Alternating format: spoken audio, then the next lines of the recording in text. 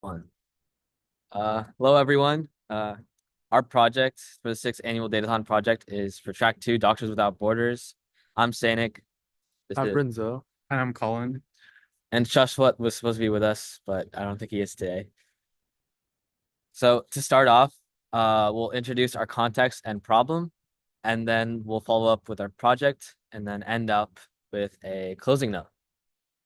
So first off, the context and problem. So there's a lot of political protest and violence around the world, and it creates risk towards humanitarian missions. And it really creates conflict and in terms of safeguarding um, society as a whole.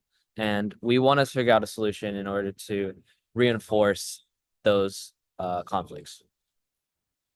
So now we'll dive into our project. So we explored two places that had arising conflicts.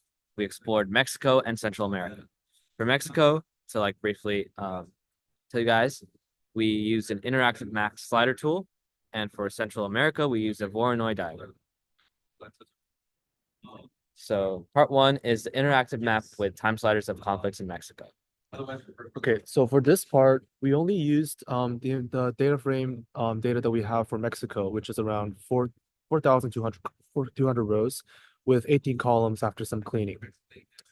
So I think for us, using only fatality as a danger level, it's not enough. It might not be indicative of the actual risk of a certain event happening. So that's why we wanted to do something that's a little bit more nuanced.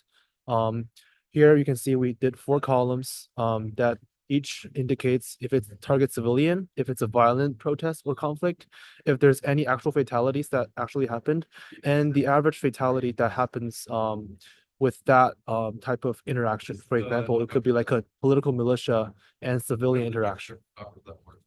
And the way we derive whether a conflict is violent or non-violent is through the code book from ACLED that we found from the website. So now that we have our columns, we use a little function that maps linearly the danger factor from these 4 columns. And as you can see, the histogram for the danger factor is listed at the bottom with a lot of zeros and a bunch of 12s and something in the middle. And that's how we're going to split up the 3 cases that we indicate how dangerous an event is. So now that we had all that we need, we used IP leaflet module to create interactive map with the date as the slider. So as we can see, green indicates the least amount of danger, orange in between, and red the most amount of danger. And now we have a little demo that shows how it works.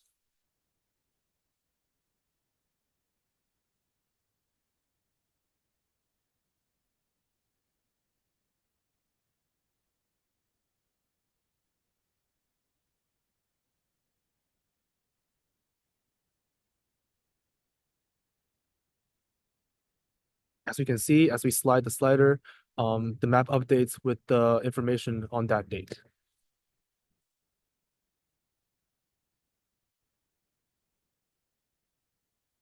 All right, so now for part two, we're going to describe the danger of general areas in Central America with a Voronoi diagram.